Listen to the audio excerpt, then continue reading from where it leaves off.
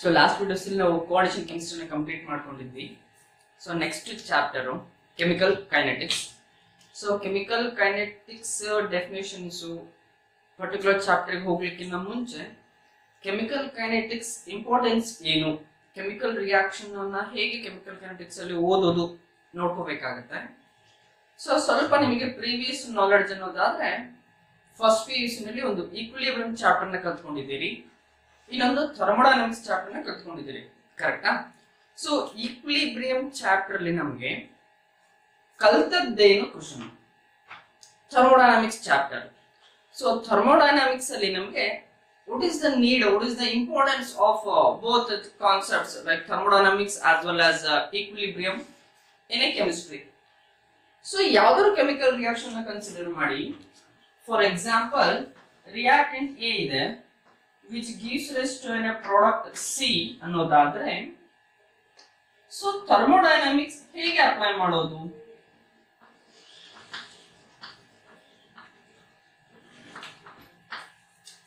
Next, equilibrium.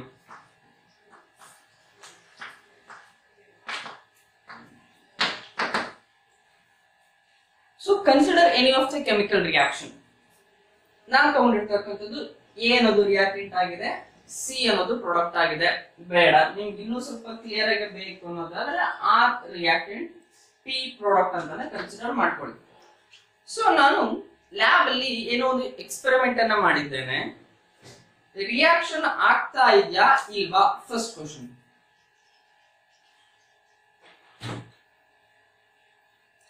Reaction ಆಗ್ತಾ ಇದೆಯಾ ಇಲ್ವಾ ಅಂತಕ್ಕಂಥದ್ದು question.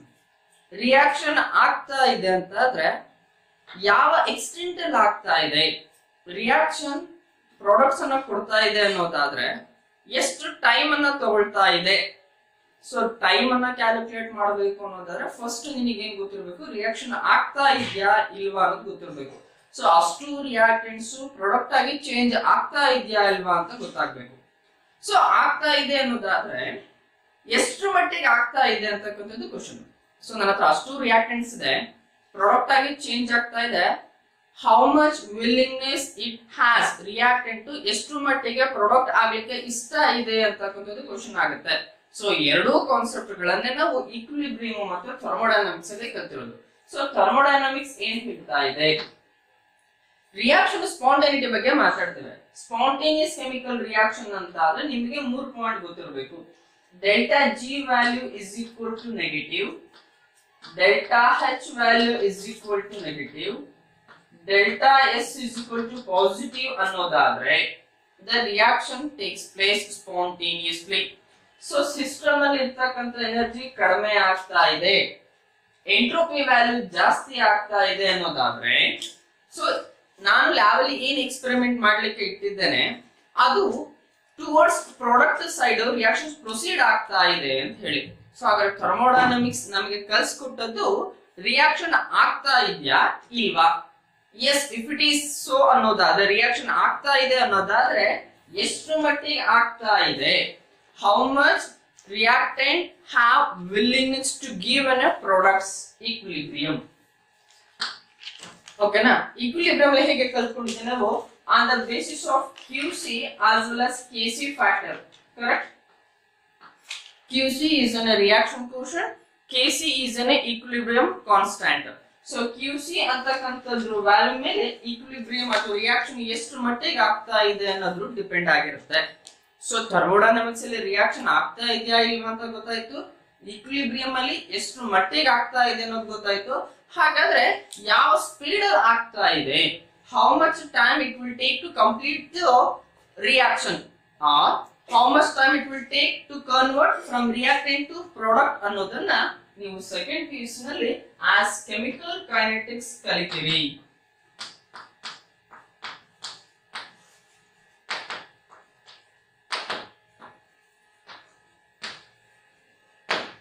Chemical kinetics is a branch which deals with the speed or rate or velocity of a chemical reaction or time taken for the chemical reaction and the factors which influence the rate of a chemical reaction. ಅಷ್ಟನ್ನು ನಾವು kinetics ಅಲ್ಲಿ ಕಲಿತಾ ಇದ್ದೇವೆ. Kinetics nothing but speed of a reaction. Consider a reaction R gives rise to P.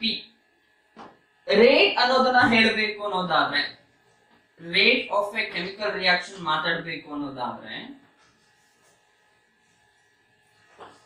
PCl5 beaker ತಗೊಂಡಿದ್ದಾನೆ. PCl5 on heating ಅಥವಾ any of the factors which will dissociate gives a product PCl3 plus Cl2.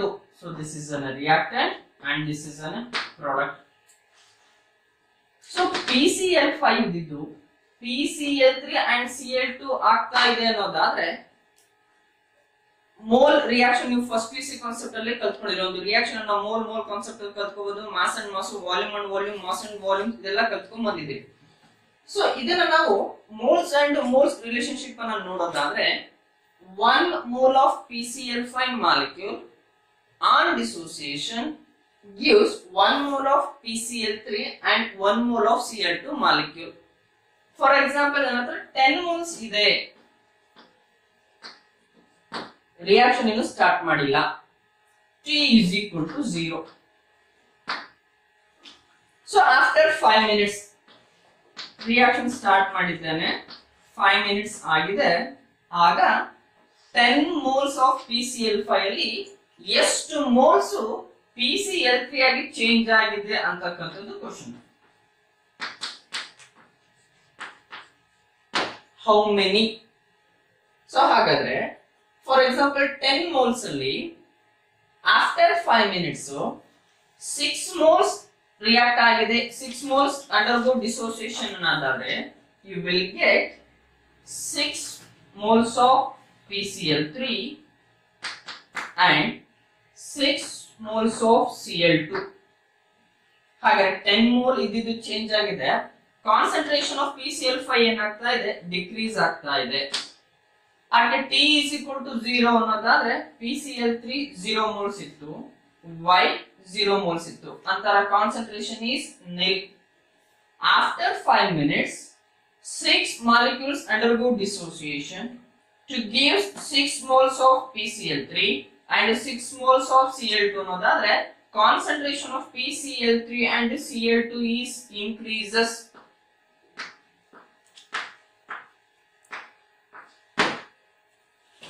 Net conclusion ಏನು? As time proceeds, concentration of reactant goes on decreases, concentration of products goes on increases. At what time? How much time?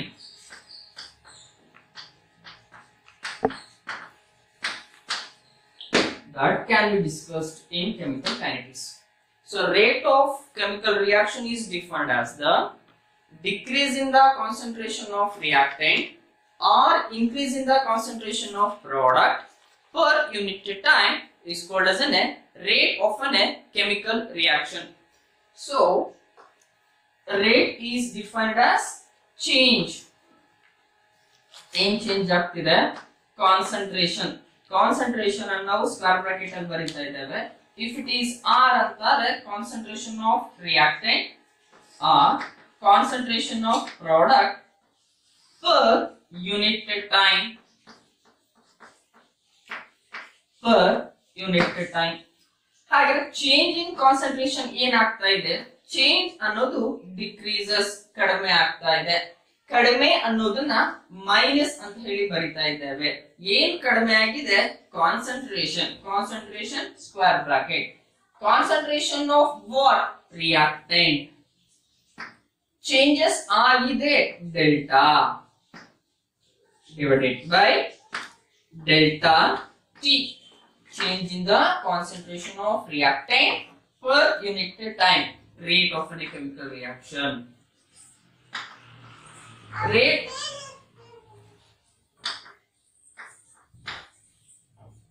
Rate of a chemical reaction is also defined as change in the concentration of product.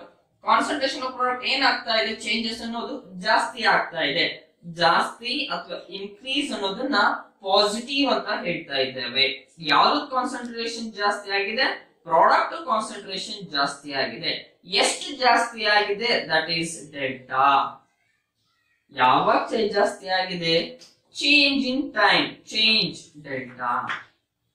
Increase in the concentration of product per unit time is called as a rate of a chemical reaction.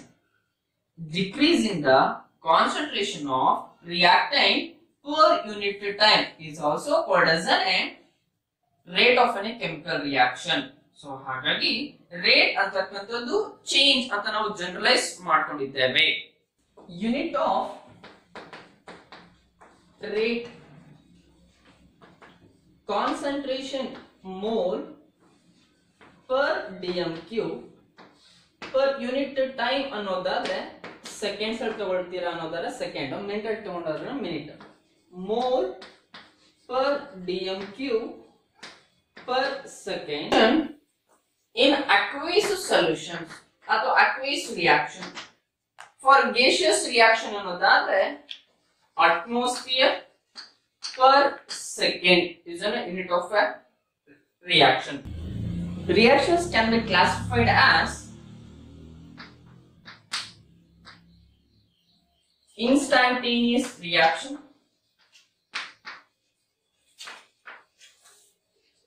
or very fast reaction,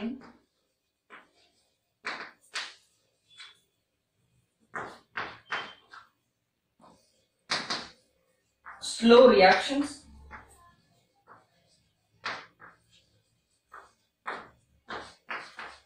moderate reactions.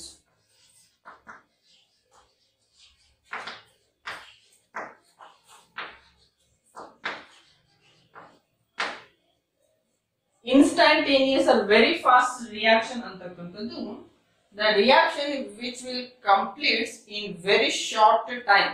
Short time ಅಂತಕ್ಕಂಥದ್ದು it's about 10 to the power of minus 12 to 10 to the power of minus 16 seconds.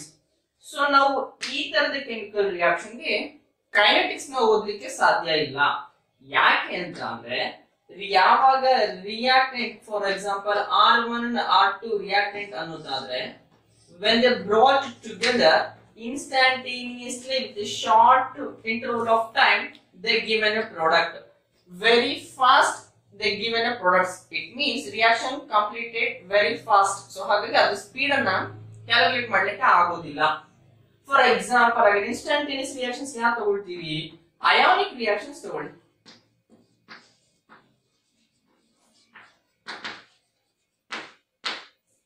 HCl is an acid, NaOH is a base which gives a product, salt and water.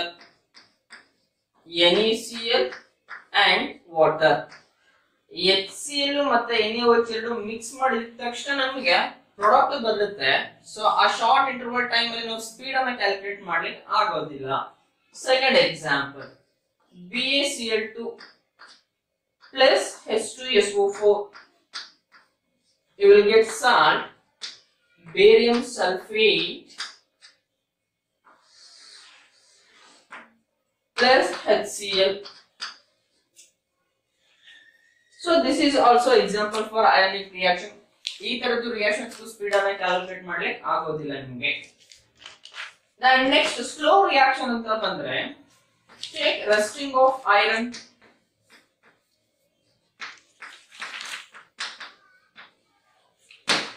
So reactant ಇದೆ, iron ಇದೆ, iron oxides ಆಗಿ change ಆಗಬೇಕು with the effect of environmental changes ಅನ್ನೋದಾದ್ರೆ it will take very long period of time.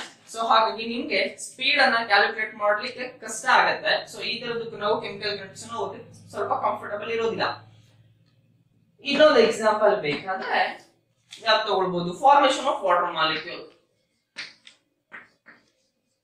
H2 plus O2 gives rise to water molecule ಅನ್ನೋದಾದ್ರೆ without any of the external aid, without catalyst ನಮ್ಗೆ ಈ product ಅನ್ನು expect ಮಾಡ್ಲಿಕ್ಕೆ ಆಗೋದಿಲ್ಲ, because it will take very long period of time. So ಅದರ moderate reaction ಅನ್ನೋದಾದ್ರೆ for that chemical reaction which spend a time few time. So those type of chemical reactions ನಾವು kinetics ಅನ್ನ ಓದಬಹುದು. ಯಾವ time ತಗೊಳ್ತಾ ಇದೆ, ಎಷ್ಟು ಟೈಮ್ ತಗೊಳ್ತಾ ಇದೆ, ಫ್ಯಾಕ್ಟರ್ಸ್ ಏನೆಲ್ಲ ಅಫೆಕ್ಟ್ ಮಾಡ್ತಾ ಇದೆ ಅನ್ನೋದನ್ನ ನಾವು ಮಾಡರೇಟ್ ಕೆಮಿಕಲ್ ರಿಯಾಕ್ಷನ್ಸ್ ಗೆ ಓದಬಹುದು. ಸೊ ಹಾಗಾಗಿ chemical kinetics preferably for moderate reaction. ಹಾಗಾದ್ರೆ examples of the moderate chemical reaction ಗೆ ethyl acetate CH3COO C2H5, ethyl acetate on hydrolysis reaction, that to base hydrolysis ಮಾಡ್ತಾ ಇದ್ದೇನೆ, which gives an a product sodium acetate CH3COONA plus C2H5OH, inversion of cane sugar,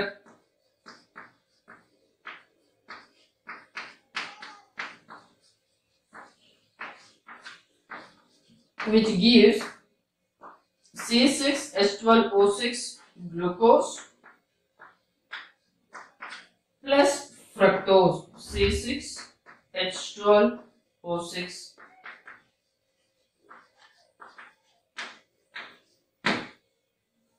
So these are the example. This is the inversion of cane sugar.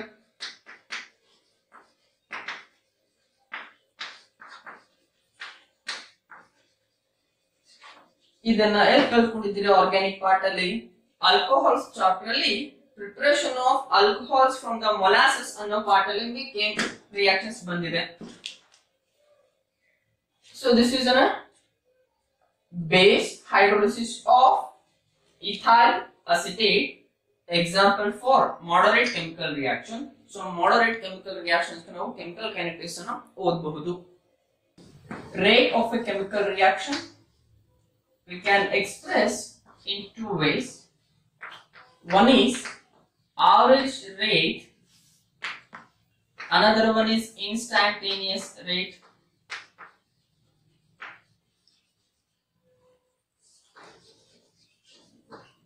Instantaneous rate.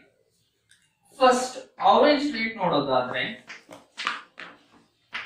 rate of chemical reaction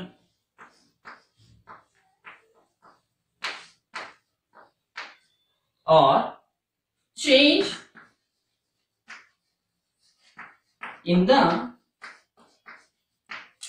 concentration of reactant or concentration of product per change in time. Per change in time. So average nothing but usual rate of reaction in ಬರ್ಕೊಂಡಿದ್ದೇವೆ same. Consider a reaction R gives rise to P. R stands for reactant, P stands for product. At T is equal to 0, the concentration of reactants is taken as R1, product as P1. At a time T, R2, P2, right? So graphical representation ತಗೊಳ್ಳಿ ನಿಮಗೆ easy convey ಆಗುತ್ತೆ. So this is in a time and this is concentration. Concentration ಯಾವುದು? both reactant and product ಎರಡನ್ನೂ ಒಂದೇ graph ಅಲ್ಲಿ plot ಮಾಡ್ತಾ ಇದ್ದೇನೆ. So reaction start ಮಾಡ್ಲಿಕ್ಕಿಂತ ಮುಂಚೆ ಪ್ರಾಡಕ್ಟ್ ಇರೋದಿಲ್ಲ, ಜಸ್ಟ್ ಮಾತ್ರ ರಿಯಾಕ್ಟೆಂಟ್ ಅಷ್ಟೇ ಇದೆ. ಸೊ ಕಾನ್ಸಂಟ್ರೇಷನ್ ಏನಾಯ್ತು ನನಗೆ ಹೈ ಆಗಿದೆ. So concentration of reactant as time proceeds the reactants goes on changes to product ಅನ್ನೋದಾದ್ರೆ concentration is goes on decreases. At a time T is equal to 0 reactant ಇದೆ ಅಷ್ಟೇನೆ, ಎರಡನ್ನೂ mix ಮಾಡಿಲ್ಲ ಅನ್ನೋದಾದ್ರೆ T is equal to 0 ನಲ್ಲಿ product concentration 0 ಇರುತ್ತೆ. ಎರಡನ್ನು mix ಮಾಡ್ತಾ ಇದ್ದೀನಿ ಅನ್ನೋದರ ಪ್ರಾಡಕ್ಟ್ಸ್ ಬರ್ಲಿಕ್ಕೆ ಸ್ಟಾರ್ಟ್ ಆಗ್ತಾ ಇದೆ. Concentration is increases. For example, H2 plus I2 gives rise to 2HI. at t is equal to 0 ಗೆ H2 concentration 10 moles, I2 concentration 10 mole. What is the concentration of HI? ಎರಡನ್ನು mix ಮಾಡಿಲ್ಲ ಅನ್ನೋದಾದ್ರೆ product ಬಂದಿಲ್ಲ 0 moles. After time reaction ಎರಡನ್ನೂ mix ಮಾಡಿದ್ದೇನೆ 5 minutes 10 minutes 1 hour ತಗೊಂಡು reaction proceed ಮಾಡಿದ್ದೇನೆ ಅನ್ನೋದಾದ್ರೆ ಇದರಲ್ಲಿ 5 moles ರಿಯಾಕ್ಟ್ ಆಗುತ್ತೆ.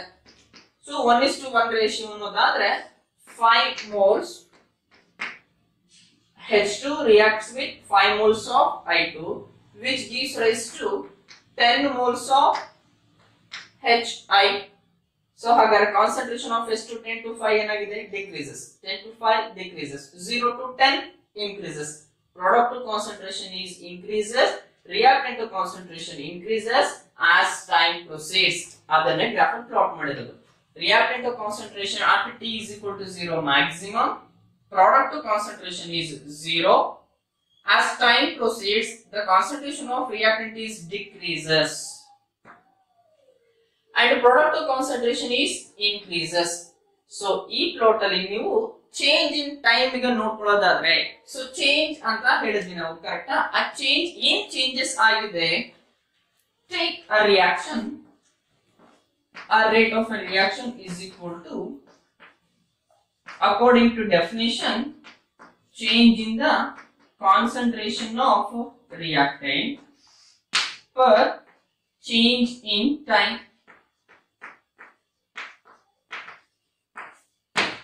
ಹಾಗಾದ್ರೆ ಚೇಂಜ್ ಇನ್ ಟೈಮ್ ಬೇಕು ಕ್ಯಾಲ್ಕುಲೇಟ್ ಮಾಡಬೇಕು ಅನ್ನೋದಾದ್ರೆ ಆಫ್ಟರ್ 5 minutes ರಿಯಾಕ್ಷನ್ಸ್ ಪ್ರೊಸೀಡ್ ಆಗಿದೆ. ಸೊ ಹಾಗಾದ್ರೆ ಈಗ ನಾನು ಕಾನ್ಸಂಟ್ರೇಷನ್ ಆಫ್ ರಿಯಾಕ್ಟೆಂಟ್ಸ್ ಅನ್ನು ನೋಡ್ತಾ ಇದ್ದೇನೆ. ಎಷ್ಟು ಖಾಲಿ ಆಗಿದೆ ಬೇಕು ಅನ್ನೋದಾದ್ರೆ R2 minus R1 that is equal to delta R. So ಹಾಗಾದ್ರೆ ಚೇಂಜ್ ಇನ್ ಟೈಮ್ ತಗೋಬೇಕಲ್ಲ ನಿಮ್ಗೆ T2 minus T1. So at a time T ಅನ್ನೋದನ್ನ T2 ಅನ್ನುವ T is equal to 0 ಅನ್ನೋದನ್ನ T1 ಅಂತ ಹೇಳೋದಾದ್ರೆ that will gives delta T. Change in product ಬೇಕು, reactant concentration ಕಡಿಮೆ ಆಗಿದೆ ಅಂದ್ರೆ ಕಾನ್ಸಂಟ್ರೇಷನ್ ಪ್ರಾಡಕ್ಟ್ ಜಾಸ್ತಿ ಆಗಿರ್ಬೇಕಲ್ಲ. That is P2 minus P1 that is equal to delta P. So ಈಗ ಈ ಚೇಂಜಸ್ ಅನ್ನೋದನ್ನ ರೇಟಿಗೆ ಬರ್ಕೊಳ್ಳೋದಾದ್ರೆ ಚೇಂಜಸ್ ಏನಾಗಿದೆ? ಕಾನ್ಸಂಟ್ರೇಷನ್ ಕಡಿಮೆ ಆಗಿದೆ ಮೈನಸ್ ಯಾವ್ದು ಕಾನ್ಸಂಟ್ರೇಷನ್ ಕಡಿಮೆ ಆಗಿದೆ? ರಿಯಾಕ್ಟೆಂಟ್ ಕಾನ್ಸಂಟ್ರೇಷನ್ ಕಡಿಮೆ ಆಗಿದೆ. ಕಾನ್ಸಂಟ್ರೇಷನ್ ಅಂತಕ್ಕಂಥದ್ದು ಸ್ಕ್ವೇರ್ ಬ್ರಾಕೆಟ್ ಎಷ್ಟು ಕಡಿಮೆ ಆಗಿದೆ? R2 minus R1. ಯಾವಾಗಲೂ ಫಿಕ್ಸ್ ಇರುತ್ತಾ? ಇಲ್ಲ, ಕಲಿತಾ ಇರೋದು ನಾವು ಅದನ್ನ rate of a chemical reaction. So 5 minutes ಗೆ ನನಗೆ 5 moles ಕಡಿಮೆ ಆಗಿದೆ ಅಂತಂದ್ರೆ ಇನ್ನೂ 2 minutes ಕೆಮಿಕಲ್ ರಿಯಾಕ್ಷನ್ ರನ್ ಮಾಡಿದೀನಿ ಅಂದ್ರೆ ಇನ್ನೂ 2 moles ಕಡಿಮೆ ಆಗ್ಬಹುದು, ಇಲ್ಲ 1 mole ಕಡಿಮೆ ಆಗ್ಬಹುದು, ಇಲ್ಲ 3 mole ಕಡಿಮೆ ಆಗ್ಬಹುದು. ಚೇಂಜಸ್ ಫಿಕ್ಸ್ ಇರೋದಿಲ್ಲ. ಆ ಚೇಂಜಸ್ ಅನ್ನೇ ನಾವು ಕ್ಯಾಲ್ಕುಲೇಟ್ ಮಾಡ್ತಾ ಇರೋದು. ಆ ಚೇಂಜಸ್ ಆಗ್ತಾ ಇರೋದ್ರ ಮೇಲೆ ರೇಟ್ ಅನ್ನ ಹೇಳ್ತಾ ಇರೋದು. ಅದಕ್ಕೆ rate of a chemical reaction is A change in the concentration of reactant per change in time. ಹಾಗಾದ್ರೆ ಚೇಂಜಸ್ ಎಷ್ಟಿದೆ? ಡೆಲ್ಟಾ. ಸೊ 10 5 ಹೋದ್ರೆ ಉಳ್ಕೊಳ್ಳೋದು 5 moles ಉಳ್ಕೊಳ್ಳುತ್ತೆ ನನಗೆ, divided by delta T. With respect to product reaction ಬರೆಯೋದಾದ್ರೆ rate of a chemical reaction is equal to change in the concentration of product per change in time.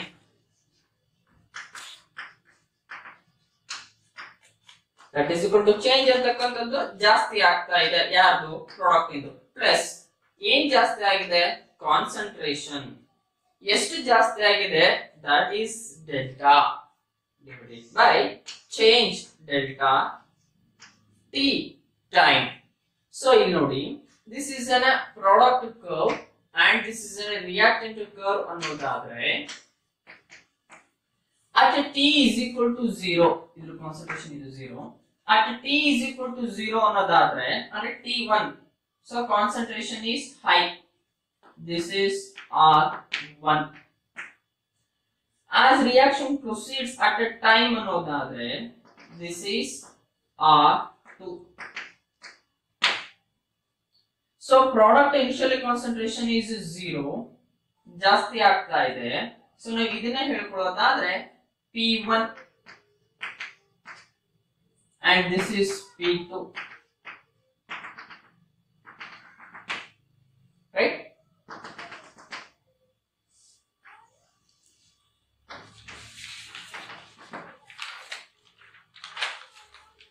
This is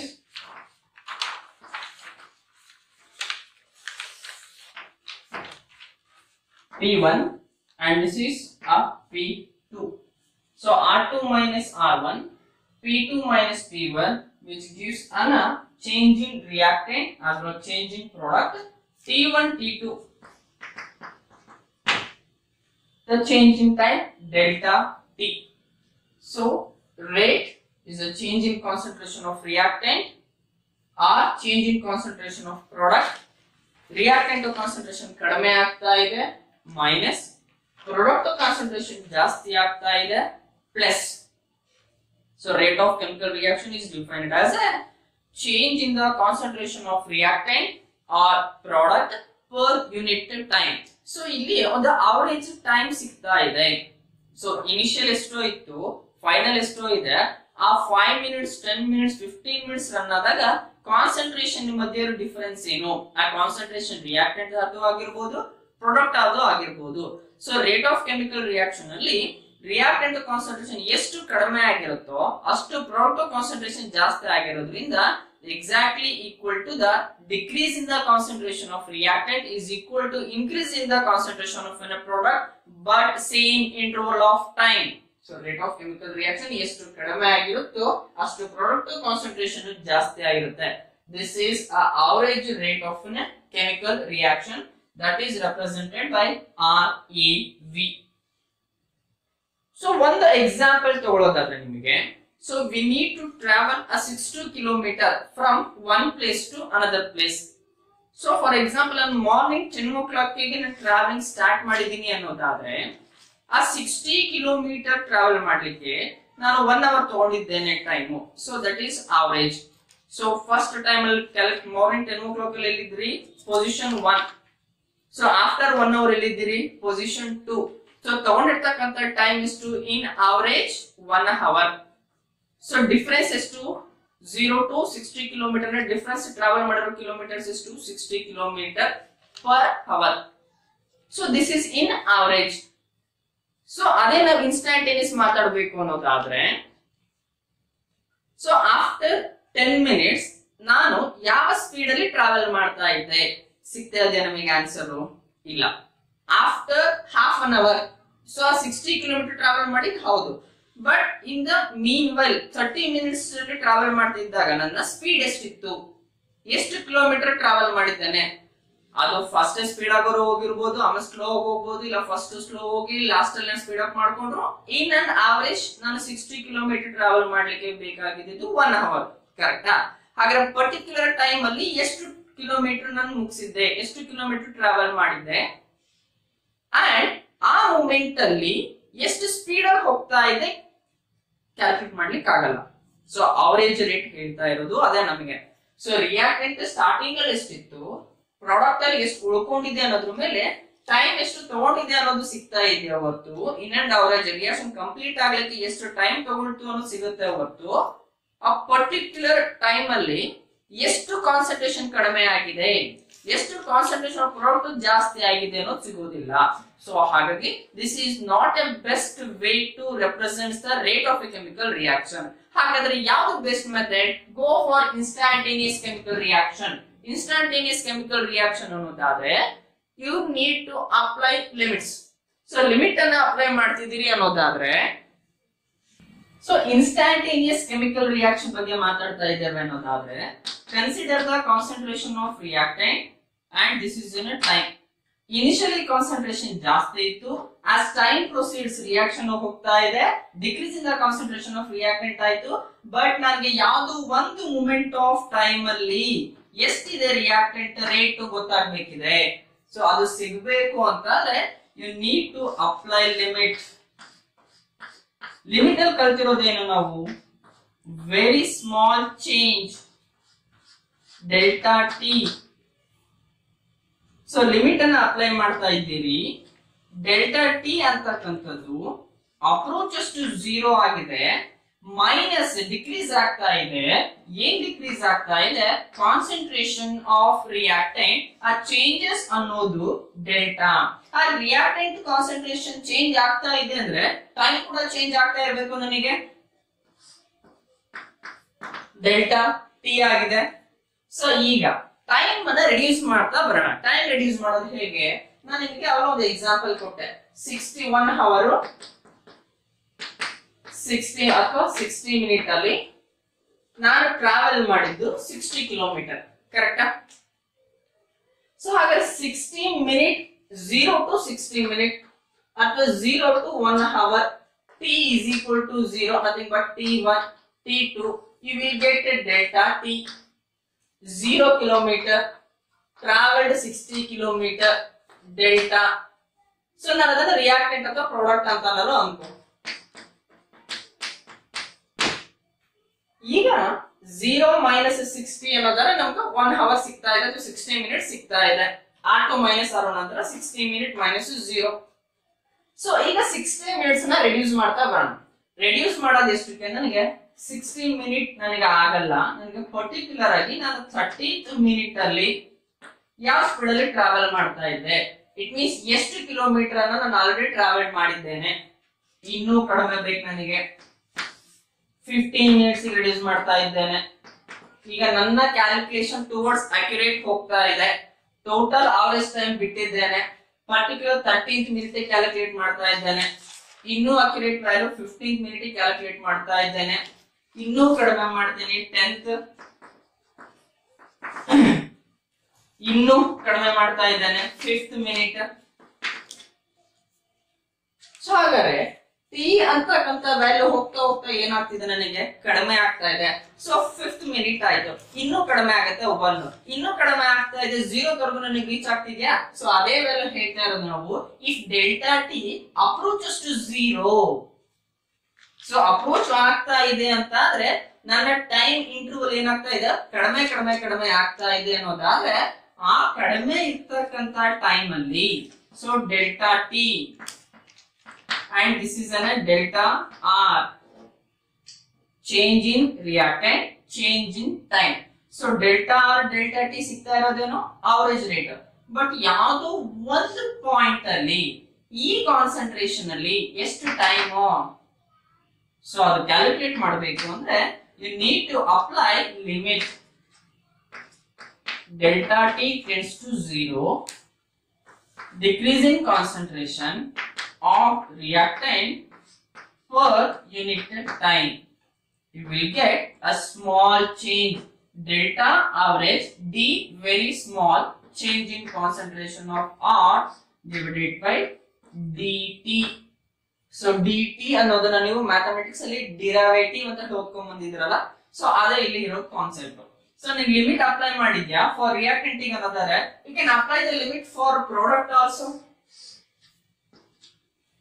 Concentration of product, time initially 0 ಇರುತ್ತೆ. Product time proceed ಆಗ್ತಾ ಇದೆ, product concentration ಜಾಸ್ತಿ ಆಗ್ತಾ ಇದೆ.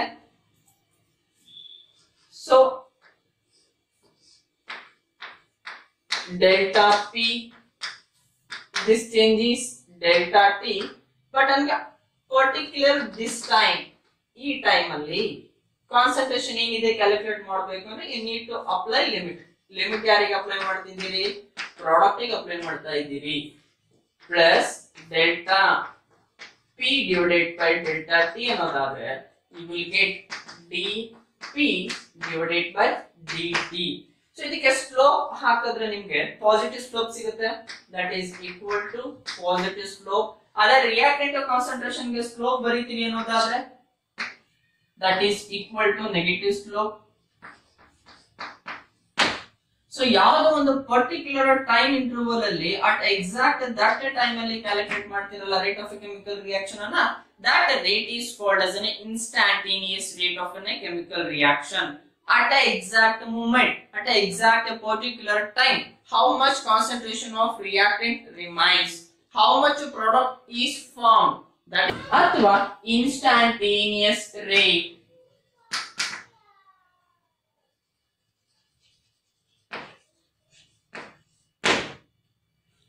So as compared to average rate of a chemical reaction, instantaneous rate is preferable.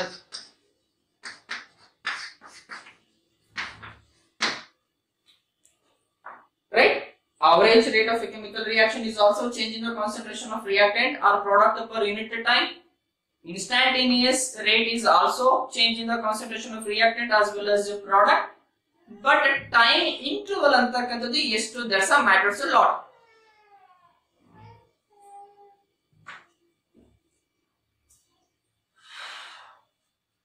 So average rate ಹೇಳ್ತಾ ಇದ್ದೀವಿ ಅನ್ನೋದಾದ್ರೆ it's between at two interval of time t1 to t2. Instantaneous rate ಅನ್ನೋದಾದ್ರೆ at any one particular time. So this is the difference between average rate of a chemical reaction as well as instantaneous rate of a chemical reaction. So what are the factors which affects the rate of a chemical reaction? ಮಕ್ಕಳು ಒಂದು basics line ಹೇಳೋದಾದ್ರೆ ನಿಮಗೆ reactant ಇದು product ಆಗಿ ಬರಬೇಕು ಅಂತ ಆದ್ರೆ ಯಾವ್ದು ಎಕ್ಸಾಂಪಲ್ ತಗೊಂಡಿದ್ವಿ ಅವಾಗಲೇ H2 + I2 ತಗೊಂಡಿದ್ವಿ ಅಲ್ವಾ. ಸೊ ಇವೆರಡು ರಿಯಾಕ್ಟೆಂಟ್ ಅನ್ನೋದಾದ್ರೆ ಈ ಎರಡು ಕೊಲೈಡ್ ಆಗ್ಬೇಕು ನನಗೆ. ಸೊ ಕೊಲೈಡ್ ಆಗಬೇಕು ಅನ್ನೋದಾದ್ರೆ the collision between the H2 and I2 molecules gives an product. ಹಾಗಾದ್ರೆ ಎರಡು ರಿಯಾಕ್ಟೆಂಟ್ ಒಂದೇ ಕಂಟೈನರ್ ಇದೆ ಅಂದ್ರೆ they must collide with each other. ಹಾಗಾದ್ರೆ ಎಲ್ಲಾ ಕೊಲಿಷನ್ಸ್ ಪ್ರಾಡಕ್ಟ್ ಕೊಡುತ್ತಾ? ಇಲ್ಲ. ಸೊ ಯಾವುದೇ ಕೊಲಿಷನ್ ಆಗಬೇಕು ಅನ್ನೋದಾದ್ರೆ ಯಾವ ಕೊಲಿಷನ್ ಎಫೆಕ್ಟಿವ್ ಕೊಲಿಷನ್ ಆಗಿರುತ್ತೋ ಅದು ಮಾತ್ರ ಪ್ರಾಡಕ್ಟ್ ಕೊಡ್ತಾ ಇದೆ. ಹಾಗೆ ಎಫೆಕ್ಟಿವ್ ಕೊಲಿಷನ್ ಅಂದ್ರೆ ಏನು?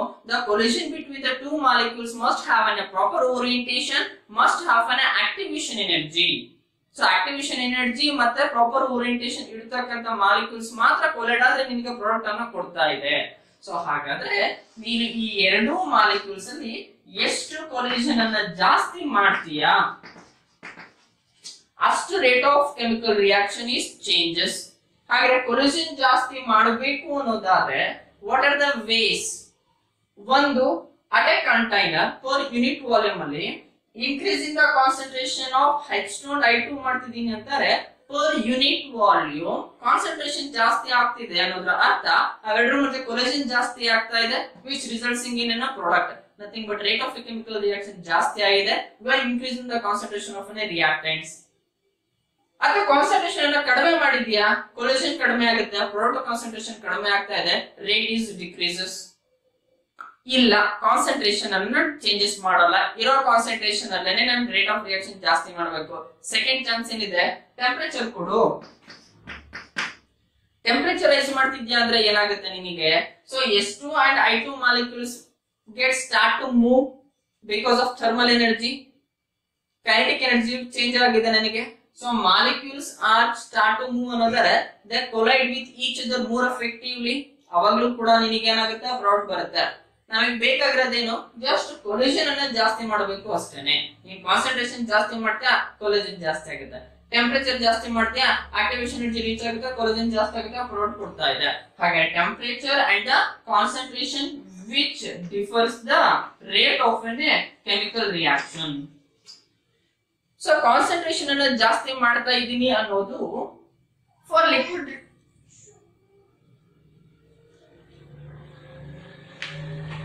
ಕಾನ್ಸಂಟ್ರೇಷನ್ ಅನ್ನು ಜಾಸ್ತಿ ಮಾಡ್ತಾ ಇದ್ದೀನಿ ಅನ್ನೋದು we can increase the concentration of H2, nothing but volume ಅನ್ನು ಜಾಸ್ತಿ ಮಾಡಿದ್ರೆ ಆಗುತ್ತೆ. ಇಲ್ಲ ಅನ್ನೋದಾದ್ರೆ if you are going for the gaseous reaction ಅನ್ನೋದಾದ್ರೆ ವಾಲ್ಯೂಮ್ ಅಷ್ಟೇ ಇರಲಿ, ಕಂಟೈನರ್ ಅಂದ್ರೆ ನಾನೇನು ಕಾನ್ಸಂಟ್ರೇಷನ್ ಅನ್ನ ವೇರಿಯೇಷನ್ ಮಾಡ್ತಾ ಇಲ್ಲ, ಬಟ್ ಪ್ರೆಷರ್ ಅನ್ನ ಅಪ್ಲೈ ಮಾಡ್ತಿದ್ದೀನಿ ಅನ್ನೋದಾದ್ರೆ ವಾಲ್ಯೂಮ್ ಏನಾಗುತ್ತೆ ನನಗೆ? ಕಡಿಮೆ ಆಗ್ತಾ ಇದೆ. ವಾಲ್ಯೂಮ್ ಕಡಿಮೆ ಆದ್ರೂ ರಿಸಲ್ಟ್ ಏನಾಗ್ತಾ ಇದೆ ನಿನಗೆ? For unit volume number of molecules is increases. Once number of molecules ಜಾಸ್ತಿ ಆಗಿದೆ ಅಂತಂದ್ರೆ ಕೊಲಿಷನ್ ಜಾಸ್ತಿ ಆಗುತ್ತೆ, ಕೊಲಿಷನ್ ಜಾಸ್ತಿ ಆಗ ಪ್ರಾಡಕ್ಟ್ ಜಾಸ್ತಿ ಆಗ್ತಾ ಇದೆ. ಕಾನ್ಸಂಟ್ರೇಷನ್ ಜಾಸ್ತಿ ಮಾಡೋ ರೇಟ್ ಆಫ್ ರಿಯಾಕ್ಷನ್ ಜಾಸ್ತಿ ಆಗುತ್ತೆ, ಟೆಂಪರೇಚರ್ ಜಾಸ್ತಿ ಮಾಡೋ ರೇಟ್ ಆಫ್ ರಿಯಾಕ್ಷನ್ ಜಾಸ್ತಿ ಆಗುತ್ತೆ, ಪ್ರೆಷರ್ ಅನ್ನ ಜಾಸ್ತಿ ಮಾಡೋ ರೇಟ್ ಆಫ್ ಕೆಮಿಕಲ್ ರಿಯಾಕ್ಷನ್ ಜಾಸ್ತಿ ಆಗ್ತಾ ಇದೆ. ಸೊ ರೇಟ್ ಆಫ್ ರಿಯಾಕ್ಷನ್ ಈ ಮೂರು ಫ್ಯಾಕ್ಟರ್ ಇಂದ ಅಫೆಕ್ಟ್ ಆಗ್ತಾ ಇದೆ. So factors affect in the rate of a chemical reaction. ಇನ್ನು ಕೆಟಲಿಸ್ಟ್ ಕೂಡ ರೇಟ್ ಆಫ್ ರಿಯಾಕ್ಷನ್ ಅನ್ನ ಜಾಸ್ತಿ ಮಾಡ್ತಾ ಇದೆ, ಇವನ್ ಕಡಿಮೆ ಕೂಡ ಮಾಡುತ್ತೆ. ಹೇಗೆ ಅನ್ನೋದನ್ನ ನೆಕ್ಸ್ಟ್ ನಮ್ಗೆ ಆಕ್ಟಿವೇಷನ್ ಎನರ್ಜಿ ಬಂದಾಗ ಹೇಳ್ತೇನೆ. But one point, catalyst is also alter the rate of a chemical reaction by decreasing the activation energy. So that catalyst is called as a positive catalyst. The catalyst decreases the rate of a chemical reaction by increasing the activation energy. That catalyst is called as a negative catalyst. Factors which influence the rate of a chemical reaction. First one is concentration, temperature, pressure, as well as catalyst. So next class ನಿಮಗೆ rate ಅನ್ನು ಹೇಗೆ represent ಮಾಡೋದು with respect to stoichiometry particular chemical reaction ಗೆ rate of reaction ಅನ್ನು ಹೇಗೆ ಬರೆಯೋದನ್ನ ಹೇಳ್ತೇನೆ.